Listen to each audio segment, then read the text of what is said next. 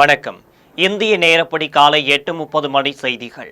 முதலில் தலைப்பு செய்திகளை காணலாம். பன்னாட்டு விண்வெளி நிலையத்தில் உள்ள சுபான்சு சுக்லாவுடன் பிரதமர் நரேந்திர மோடி உரையாடல். இருவரும் உரையாடும் காணொளியை பிரதமரின் எக்ஸ் தள பக்கத்தில் வெளியீடு. கொல்கத்தாவில் மத்திய அமைச்சரை தடுப்பு காவலில் வைத்ததை கண்டித்து பாஜகவினர் போராட்டம். காவல் நிலையத்தின் முன்பு விடிய விடிய போராட்டத்தில் ஈடுபட்டதால் விடுவித்த காவல்துறை. தமிழின பகைவர்களுக்கும் துணை போகும் துரோகிகளுக்கும் எதிராக தமிழ்நாடு ஓரணியில் திரள வேண்டும். திமுகவினருக்கும் தமிழக மக்களுக்கும் முதலமைச்சர் மு.க.ஸ்டாலின் வேண்டுகோள். உஸ்பெகிஸ்தான் சதுரங்க போட்டியில் வென்ற பிரக்யானந்தாவிற்கு முதலமைச்சர் மு.க.ஸ்டாலின் வாழ்த்து.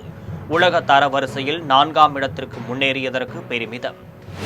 போரில் உயிரிழந்த ஈரான் தளபதிகள் விஞ்ஞானிகளுக்கு அரசு மரியாதையுடன் இறுதி சடங்கு. டெக்ரானில் நடைபெற்ற இறுதி ஊர்வலத்தில் லட்சக்கணக்கானோர் பங்கேற்பு. இனி விரிவான செய்திகளை காணலாம்.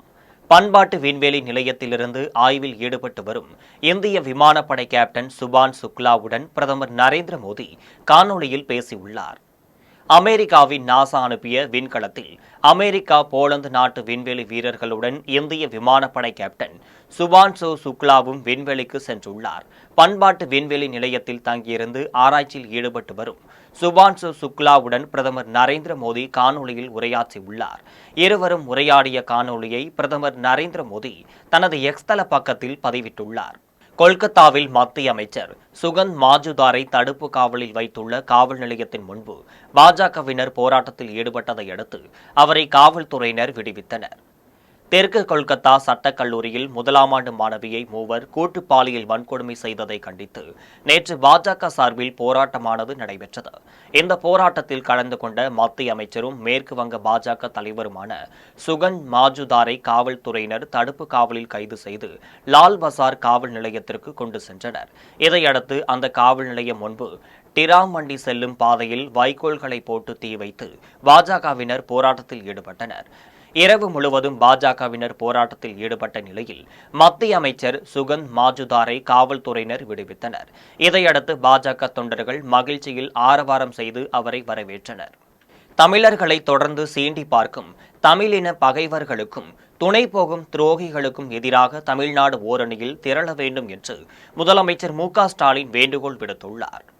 எக்ஸ் தள பக்கத்தில் அவர் வெளியிட்டுள்ள பதிவிலும் காணொளியிலும் நாளும் இந்தி மொழி திணிப்பு, கீழடியில் தமிழர்கள் தொன்மை மறைப்பு, தமிழ்நாட்டிற்கு நியாயம் கிடைக்க வேண்டிய நிதி மறுப்பு, நீட் எனும் பலிபீடம் கொண்டு மாணவர்கள் உயிர் பறிப்பு, தொகுதி மறுவரையறை மூலம் தமிழ்நாட்டின் அரசியல் வலிமை குறைப்பு என்று தமிழ்நாட்டிற்கு எதிராக மத்திய அரசு இன்னல்களையும் செய்து வருவதாக குறிப்பிட்டுள்ளார். ஜூலை 1 முதல் தமிழ்நாட்டின் அனைத்து குடும்பங்களையும் நம் மண், மொழி, மானம் காக்க ஒன்றிணைக்கும் ஓரணியில் தமிழ்நாடு முன்னெடுப்பை வெற்றிகரமாக நிறைவேற்றிட கட்சியினருக்கும் வழிகாட்டுதல்களை வழங்கியதாக தெரிவித்துள்ளார். உஸ்பெகிஸ்தான் சதுரங்க போட்டியில் வெற்றி பெற்று இந்திய அளவில் தரவரிசையில் முதலிடம் பெற்றுள்ள பிரக்யானந்தாவிற்கு தமிழ்நாடு முதலமைச்சர் மு.க.ஸ்டாலின் வாழ்த்து தெரிவித்துள்ளார். உஸ்பெகிஸ்தானில் நடைபெற்ற பன்னாட்டு சதுரங்க போட்டியில் இந்தியாவின் சார்பில் விளையாடிய தமிழ்நாட்டைச் சேர்ந்த 19 வயதே ஆன பிரக்யானந்தா வெற்றி பெற்று கோப்பையை கைப்பற்றினார். இதன் மூலம் அவர் உலக தரவரிசையில் 4ஆம் இடத்தையும் இந்திய அளவில் முதலிடத்தையும் பெற்றுள்ளார். இந்த நிலையில் அவருக்கு முதலமைச்சர் மு.க.ஸ்டாலின் எக்ஸ் தள பக்கத்தில் வாழ்த்து தெரிவித்துள்ளார். இஸ்ரேலின் தாக்குதலில் உயிரிழந்த ஈரான் தளபதிகள் விஞ்ஞானிகளுக்கு அரசு மரியாதையுடன் இறுதி சடங்கு நடைபெற்றுள்ளது. மேற்காசிய நாடுகளான இஸ்ரேல், ஈரான் ஆகியவற்றின் இடையே நடந்த தாக்குதல் 12 நாட்களுக்கு பின் முடிவுக்கு வந்தது. ஈரானின் அணுவாற்றல் நிலையம், ராணுவ தளங்கள் ஆகியவற்றை குறிவைத்து இஸ்ரேல் தாக்குதல்களை நடத்தி வந்தது. இதில் ஈரானிய ராணுவத்தின் முக்கிய தளபதிகள் 30 பேரும் அணு விஞ்ஞானிகள் 11 பேரும் கொல்லப்பட்டனர். இந்த தாக்குதலில் ஈரானின் துணை ராணுவ படையான இஸ்லாமிய புரட்சி படையின் தலைவர் உசைன் சலாமி கொல்லப்பட்டார். பாலிஸ்டிக் ஏவுகணை திட்டத்தின் தலைவரான அமீர் அலி ஹாஜி சதே, அணு விஞ்ஞானிகளான பெரிடவுன் அப்பாசி, முகமது மெய்தீன் தென்ராசி ஆகியோரும் உயிரிழந்ததாக கூறப்படுகிறது. இஸ்ரேலின் தாக்குதலில் உயிரிழந்த ஈரானிய ராணுவ தளபதிகள், விஞ்ஞானிகள், 4 பெண்கள், 4 குழந்தைகள் உட்பட 60 பேருக்கும் நேற்று அரசு மரியாதையுடன் இறுதி சடங்கு நடத்தப்பட்டது. தலைநகர் டெக்ரானில் உள்ள ஆசாதி தெருவில் உடல்கள் ஊர்வலமாக எடுத்து செல்லப்பட்டன. ஊர்வலத்தில் ஆயிரக்கணக்கான மக்கள் பங்கேற்று இரங்கல் தெரிவித்ததுடன் இஸ்ரேலுக்கும் அமெரிக்காவிற்கும் எதிராக கண்டன முழக்கங்களை எழுப்பினர். பொதுவாக இதுபோன்ற சடங்கு சடங்குகள் ஈரானின் உச்ச தலைவர் அயதுல்லா அலி கமேனி முன்னிலையில் நடைபெறும். ஆனால் நேற்றைய நிகழ்வில் அவர் பங்கேற்கவில்லை. இங்கிலாந்து மகளிர் கிரிக்கெட் அணிக்கு எதிரான முதல் 20 ஓவர் போட்டியில் இந்திய அணி 97 ரன்கள் வித்தியாசத்தில் வெற்றி பெற்றுள்ளது. இந்தியா இங்கிலாந்து மகளிர் கிரிக்கெட் அணிகளுக்கிடையே முதல் 20 ஓவர் கிரிக்கெட் போட்டி நாட்டிங்ஹாமில் நடைபெற்றது. இந்த போட்டியில் பூவா தலையா உத்தியில் வென்ற இங்கிலாந்து முதலில் பந்து வீசியது. முதலில் விளையாடிய இந்திய அணி 20 ஓவர்களில் 5 விக்கெட்டுகள் இழப்பிற்கு 210 ரன்கள் எடுத்தது.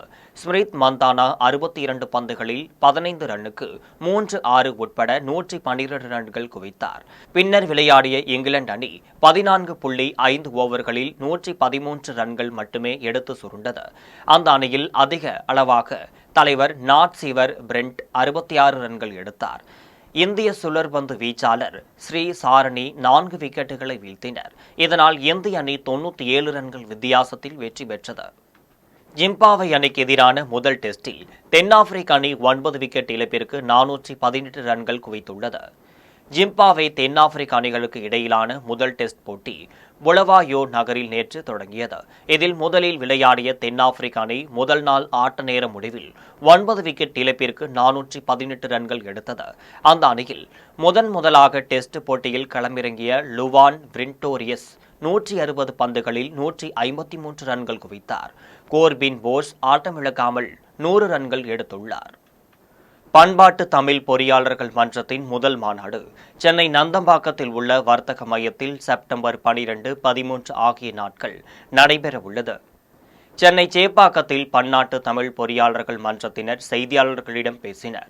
அப்போது மன்றத்தின் முதல் உலக மாநாடு செப்டம்பர் 12, 13 ஆகிய 2 நாட்களில் சென்னை நந்தம்பாக்கத்தில் உள்ள வர்த்தக மையத்தில் நடைபெற உள்ளதாகவும் மாநாட்டை தொடங்கி வைக்க தமிழக முதலமைச்சர் மு.க. ஸ்டாலினுக்கு கோரிக்கை வைத்துள்ளதாகவும் தெரிவித்தார்.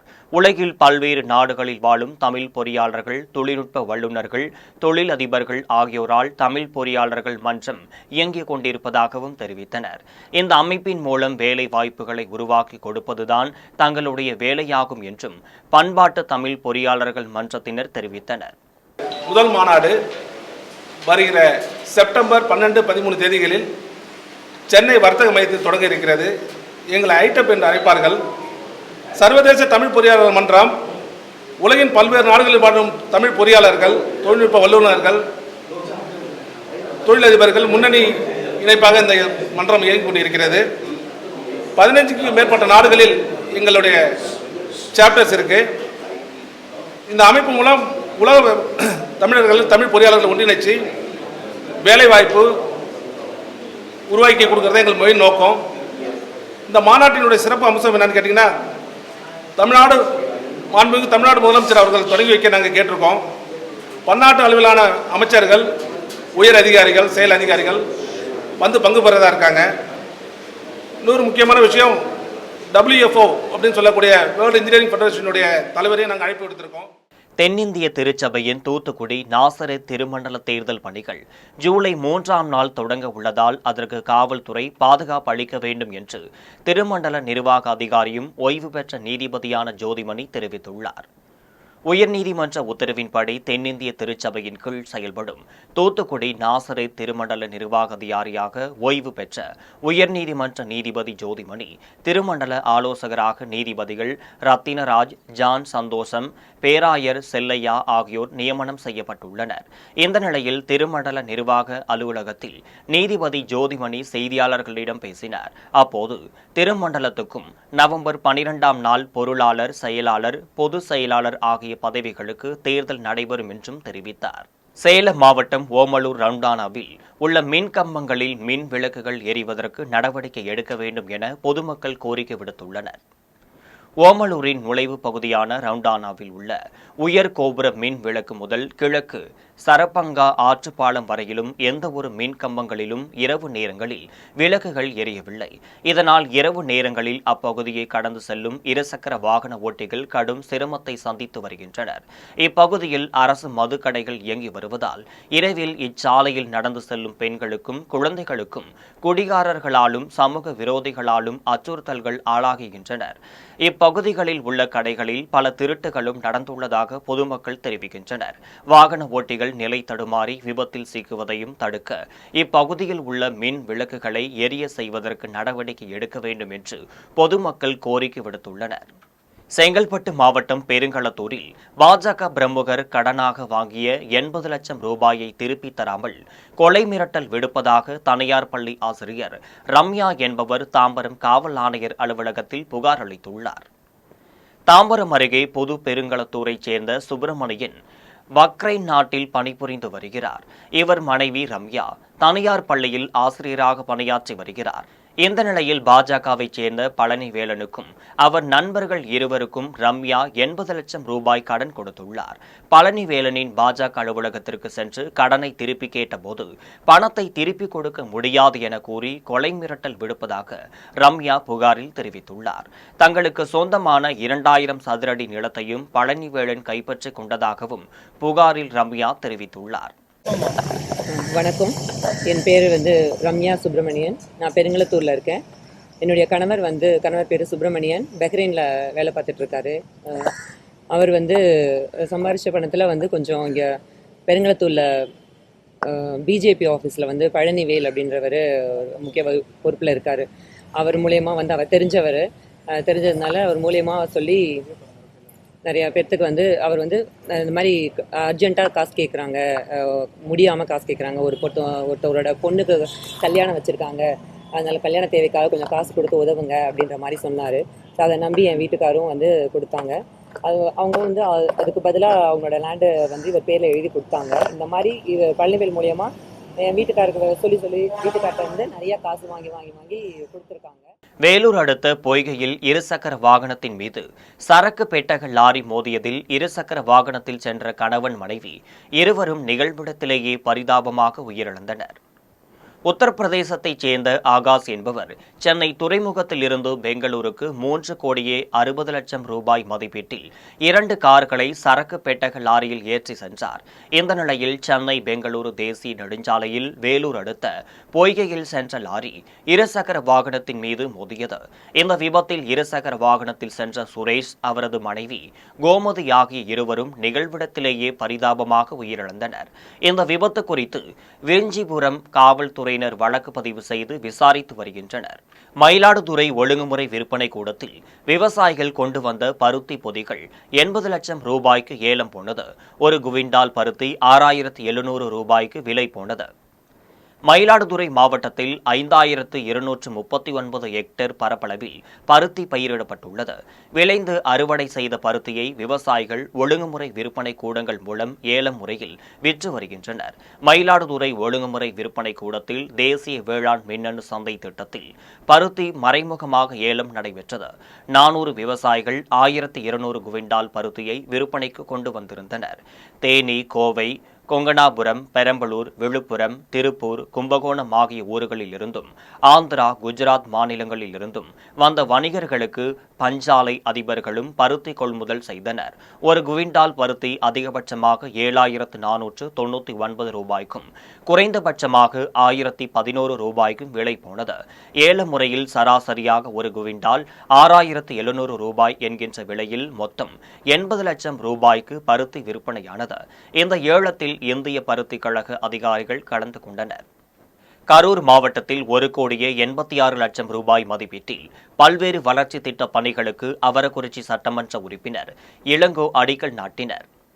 அவரக்குறிச்சி சட்டமன்ற தொகுதிக்குட்பட்ட மொஞ்சனூர், கார்வழி, துக்காட்சி, தென்னிலை ஆகிய ஊராட்சி பகுதிகளில் 1 கோடியே 86 லட்சம் ரூபாய் மதிப்பீட்டில் தார் சாலை அமைத்தல், சமுதாய கூடம் கட்டுதல், மேல்நிலை நீர்த்தேக்க தொட்டி அமைத்தல் ஆகிய பணிகளுக்கான பூமி பூஜை நடைபெற்றது. இதில் சட்டமன்ற உறுப்பினர் இளங்கோ பங்கேற்று அடிக்கல் நாட்டி பணிகளை தொடங்கி வைத்தார். இந்நிகழ்ச்சியில் கரூர் பரமத்தி வட்டார வளர்ச்சி அலுவலர் கிருஷ்ணமூர்த்தி, உள்ளாட்சி பிரதிநிதிகள், ஒப்பந்ததாரர்கள், பொதுமக்கள் என பலர் கலந்து கொண்டனர்.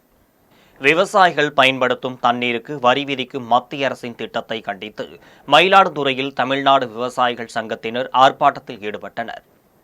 விவசாய பாசனத்திற்கு பயன்படுத்தும் தண்ணீருக்கு வரி விதிக்கும் மத்திய அரசின் திட்டத்தை கண்டித்து தமிழ்நாடு விவசாய சங்கம் சார்பில் மயிலாடுதுறை கிட்டப்பா அங்காடி முன்பு ஆர்ப்பாட்டம் நடைபெற்றது. மாவட்ட தலைவர் சிம்சன் தலைமையில் நடைபெற்ற ஆர்ப்பாட்டத்தில் சங்க பொறுப்பாளர்கள் கலந்து கொண்டு மத்திய அரசை கண்டித்து முழக்கமிட்டனர். நிலத்தடி நீரையும் உரியும் பெரும் நிறுவனங்கள் மீது நடவடிக்கை எடுக்காமல் விவசாயிகள் பயன்படுத்தும் தண்ணீருக்கு வரி விதிக்க திட்டமிடுவதை கண்டித்தனர். இதில் மாவட்ட செயலாளர் துரைராஜ், இயற்கை விவசாயி ராமலிங்கம், காவிரி டெல்டா பாசன விவசாயிகள் சங்க தலைவர் அன்பழகன் உள்ளிட்டோர் பலர் கலந்து கொண்டனர். கன்னியாகுமரி அருகே சின்னமுட்டம் மீன்பிடி துறைமுகத்திலிருந்து இரும்பு படகு கடலுக்குள் செல்ல மீன்வளத்துறை அதிகாரிகள் அனுமதி மறுப்பதை கண்டித்து படகின் உரிமையாளர்கள் குடும்பத்துடன் உள்ளிருப்பு போராட்டத்தில் ஈடுபட்டனர். சின்னமுட்டம் மீன்பிடி துறைமுகத்திலிருந்து 350 விசை படகுகள் ஆழ்கடலுக்கு மீன்பிடிக்க சென்று வருகின்றனர். இங்கு நிறுத்தப்பட்டிருந்த ஒரு படகு சேதமடைந்ததால் அந்த படகை அதன் உரிமையாளர் ஸ்டீல் படகாக மாற்றம் செய்து துறைமுகத்திற்கு கொண்டு வந்தார். அந்த படகை துறைமுகத்தில் நிறுத்தவும் மீன்பிடிக்க செல்லவும் மீன்வளத்துறை அனுமதி மறுத்துள்ளது. 70 லட்சம் ரூபாய் செலவில் ஸ்டீல் படகு வடிவமைத்து மீன்பிடி தொழில் செய்து வந்துள்ள நிலையில் அதற்கு அனுமதி மறுப்பது ஏன் என மீனவர் வினாவியுள்ளார். அந்த படகை நம்பி தொழில் செய்யும் 27 குடும்பத்தினர் சின்னமுட்டம் துறைமுகத்தில் உள்ளிருப்பு போராட்டத்தில் ஈடுபட்டனர். 48 மணி நேரத்தில் இரும்பு விசை படகை துறைமுகத்தை விட்டு வெளியே கொண்டு செல்லாவிட்டால் படகை பறிமுதல் செய்ய போவதாகவும் மீன்வளத்துறை அதிகாரிகள் தெரிவித்ததால் அங்கு பரபரப்பு ஏற்பட்டது. கோவை மாவட்டம் வால்பாறை வட்டாரத்தில் சாலையில் யானைகள் நடமாட்டம் உள்ளதால் வாகன ஓட்டிகளுக்கு வனத்துறையினர் எச்சரிக்கை விடுத்துள்ளனர். வால்பாறை சுற்றுவட்டார பகுதிகளில் ஆங்காங்கே யானைகளின் நடமாட்டம் அதிகரித்து வருகிறது. வால்பாறையிலிருந்து பொள்ளாச்சி செல்லும் நெடுஞ்சாலையில் 3வது கொண்டை ஊசி வளைவு பகுதியில் 3 யானைகள் சாலையின் குறுக்கே நின்று கொண்டிருந்தனர்.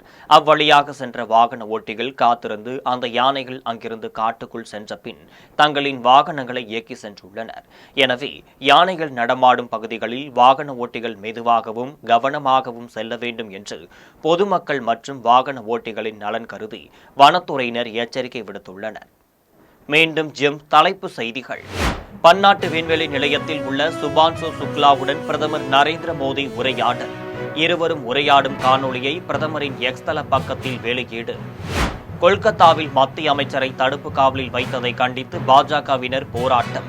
காவல் நிலையத்தின் முன்பு விடிய விடிய போராட்டத்தில் ஈடுபட்டதால் விடுவித்த காவல்துறை. தமிழின பகைவர்களுக்கும் துணை போகும் துரோகிகளுக்கும் எதிராக தமிழ்நாடு ஓரணியில் திரள வேண்டும். திமுகவினருக்கும் தமிழக மக்களுக்கும் முதலமைச்சர் மு.க. ஸ்டாலின் வேண்டுகோள். உஸ்பெகிஸ்தான் சதுரங்க போட்டியில் வென்ற பிரக்யானந்தாவிற்கு முதலமைச்சர் மு.க. ஸ்டாலின் வாழ்த்து. உலக தரவரிசையில் 4ஆம் இடத்திற்கு முன்னேறியதற்கு பெருமிதம்.